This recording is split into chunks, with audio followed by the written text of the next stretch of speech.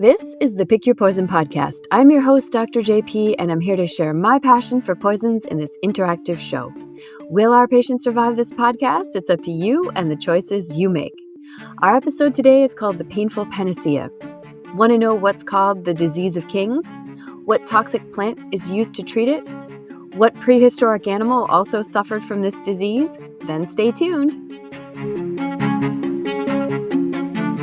The nurse asks you to see a 62-year-old man next because he's been vomiting continuously and she'd like to give him some nausea medicine. The patient says he's been having vomiting and diarrhea for the past 4 hours. He denies other complaints, including fever and abdominal pain. He's clutching a vomit bag and his affect seems flat, meaning emotionless or withdrawn when you talk to him. His vital signs are temperature of 98.5, pulse 99 beats per minute, blood pressure 160/72, respiratory rate 18, and oxygen saturation is 100% on room air. Like his vital signs, his exam is otherwise unremarkable. You order routine lab work, IV fluids, and nausea medicine, then move on to see a critical patient. In the meantime, the nurse asks you for several more doses of anti-nausea medicine. His labs come back completely normal. His wife arrives and is very concerned. She reports he's been depressed recently, and though he hasn't expressed suicidal thoughts, she's concerned he may have taken an overdose. When you ask the patient about this, he doesn't answer. And he's still vomiting. Could this be a stomach virus, diverticulitis, or some other gastrointestinal problem? Of course, but this is a toxicology podcast, so let's get right to it. How do we know this is an overdose? We don't. In real life, we would be investigating the common causes of nausea and vomiting. However, there are some red flags in this case. A flat affect goes along with depression, and just because the patient hasn't expressed suicidal ideation doesn't mean he hasn't taken an overdose or attempted to harm himself. Another red flag is this vomiting. While continued vomiting after several doses of nausea medicine isn't exactly intractable vomiting, the medicine should have relieved his symptoms for most things like a stomach virus. He's not the first patient to have taken an overdose and refused to tell us what he took. So how do we get to the bottom of a problem like this? It's extremely difficult, in truth, and I'd be lying if I said we could always figure it out. But often we can get to the bottom of it. What's the best approach? To think about potential exposures in an organized fashion and match them with the symptoms. The first one is obvious, ask the patient. We tried this. Next is EMS. Sometimes they bring empty bottles from the house or give additional information. A differential diagnosis list based on the patient's symptoms is always important, like we've done in prior episodes. But nausea and vomiting? Good luck. You'll be working on that list until next year. If you've ever taken medicine for anything, you know any drug can cause nausea and vomiting. The list of medicines and toxins on this list would be literally almost everything. And diarrhea? It's not much better. Family members can provide useful information. The wife doesn't know what he took, but she should know or be able to tell us what medicines and potential toxins are in the house. She reports she doesn't take any medicine herself, and at home they have Tylenol and cough syrup in addition to the patient's medicines.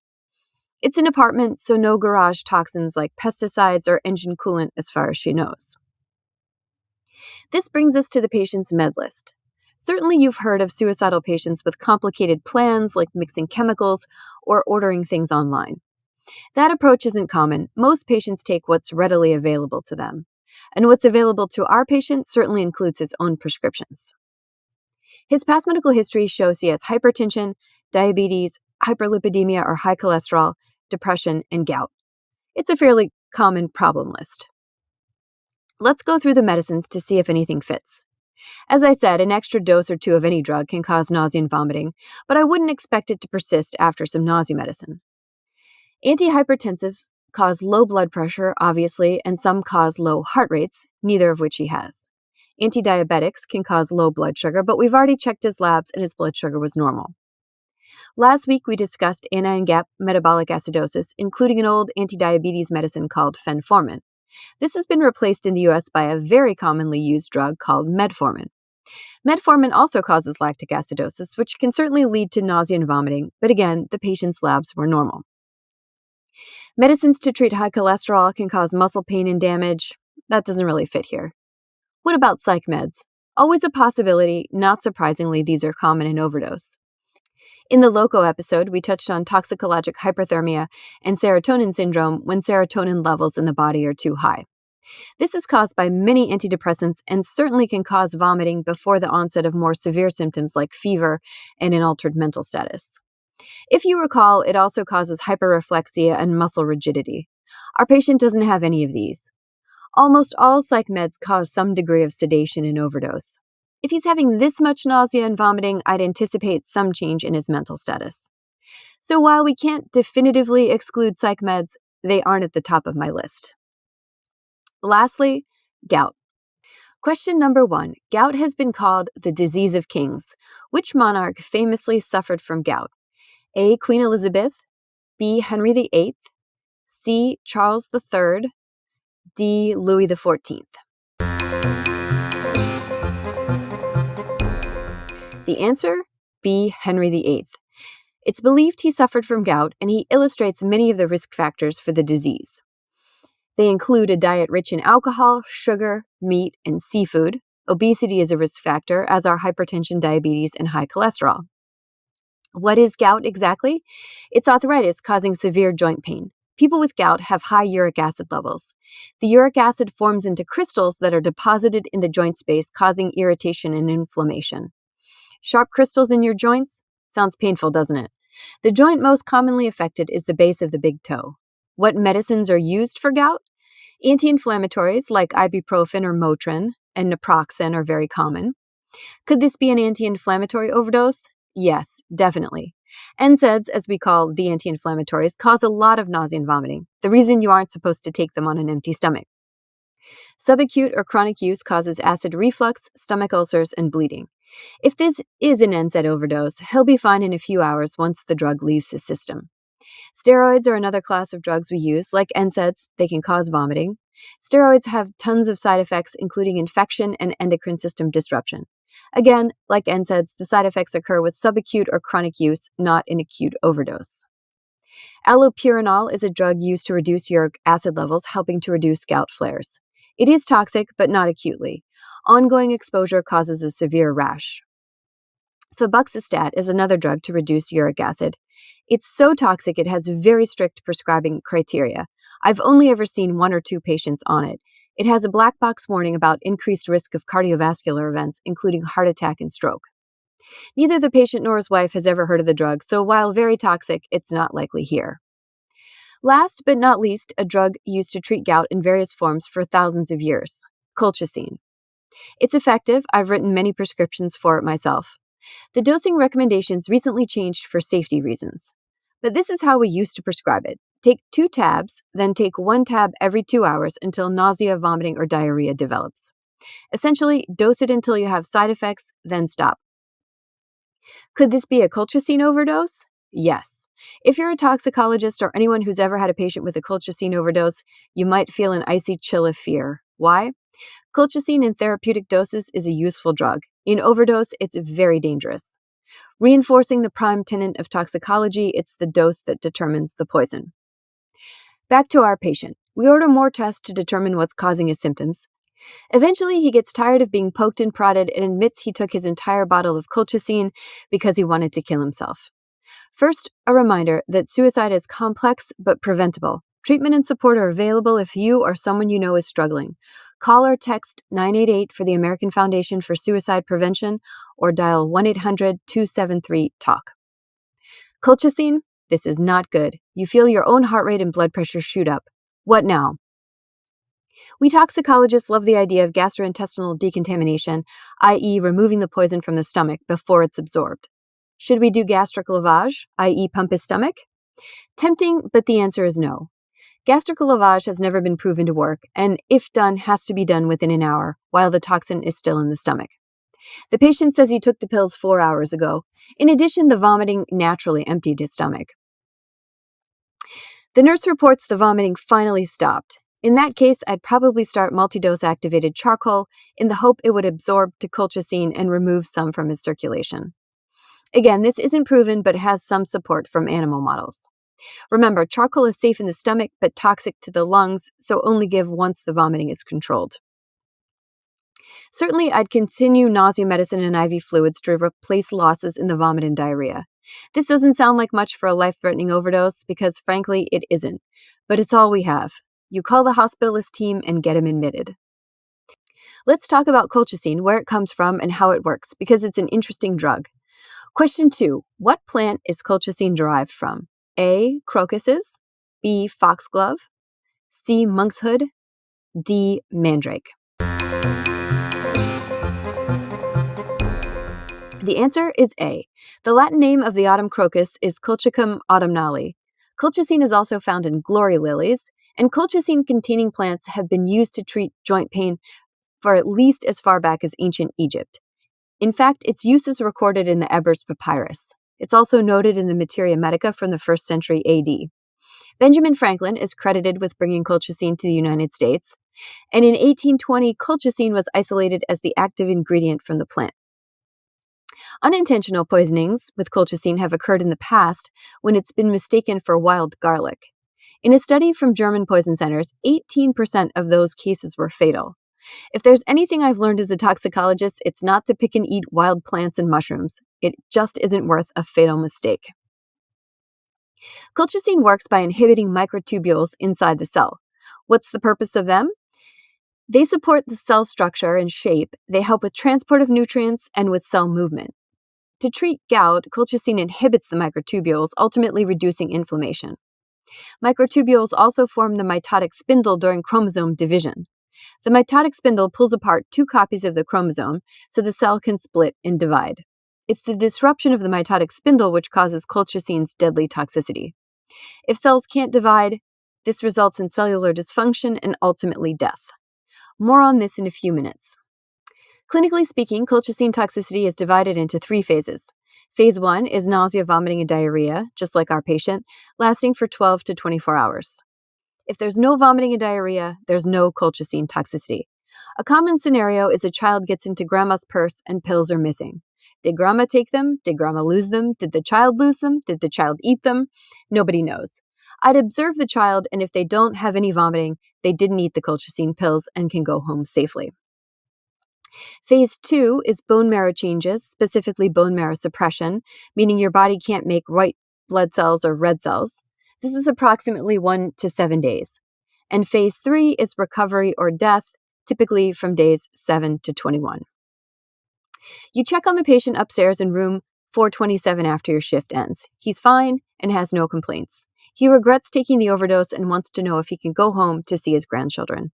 He can't because he needs continued monitoring. The next morning, back in the ED for another shift, you open his chart and scroll through. No events overnight, good. Telemetry or heart monitoring, negative, also good. Labs? His white blood cell count is 25, well above normal. In real life, I'd utter an expletive I won't repeat here. The overhead speaker crackles with an announcement. Code blue, room 427. Your heart drops to your feet. This is fiction, so you race upstairs to his room. He's in cardiac arrest with CPR in progress. After 20 minutes, he finally gets a pulse back, though he barely has a blood pressure. The hospitalist calls the ECMO team. Extracorporeal membrane oxygenation, basically a heart and lung bypass machine where blood is pumped for a failing heart and oxygenated to bypass failing lungs. What the hell just happened? Did we do something wrong? He was fine, according to all accounts, then suddenly coded. No, we didn't do anything wrong. The mainstay of treatment is supportive care, as I've mentioned.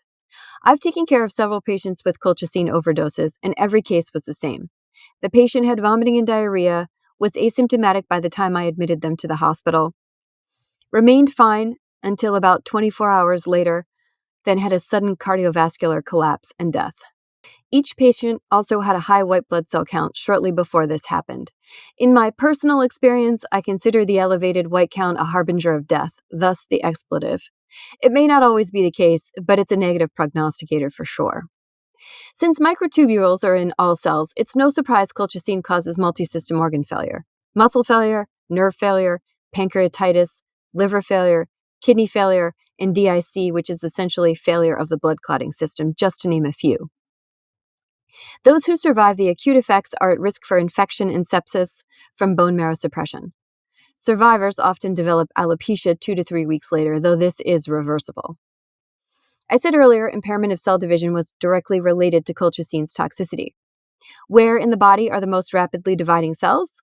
in the GI tract, which routinely sloughs off and is replaced, in the bone marrow, which is constantly making new white and red blood cells, and the hair. It's not a coincidence we first see vomiting and diarrhea as the GI tract is affected, then the bone marrow suppression, then alopecia. The toxic dose is debatable and wide ranges are reported. Colchicine concentrations are not well correlated with toxicity and therefore not useful. Mortality is estimated at 14 to 25% in some studies. About 10% of calls to poison centers in the U.S. resulted in moderate to major toxicity and death. IV colchicine, given in higher than therapeutic doses, has been associated with 23 deaths, according to FDA post-marketing data. I want to share the story of one antidote that's been used once. I don't know if it'll ever be used again, but it's a really cool case. In the past, we've discussed antibodies as antidotes, basically to bind to the toxin so it can be eliminated. Digibind, the Dig-FAB fragment for digoxin overdose, is an example of this. See Episode 1, Love Hurts, for more. Another example are antivenoms for snake bites, Crofab, and the newest treatment, Anavib. In this one case report published in the New England Journal in 1995, French toxicologists administered a colchicine-specific FAB fragment to a critically ill patient in shock. The authors had access to the FAB fragment since it was being used at the time in animal studies. They gave it to the 25-year-old woman who survived. This is one of the remarkable stories that inspired me to subspecialize in toxicology. Wait a minute, I hear you saying, why didn't we give this to our patient? It might have prevented his cardiac arrest. Well, the colchicine antibody doesn't exist as an antidote for humans.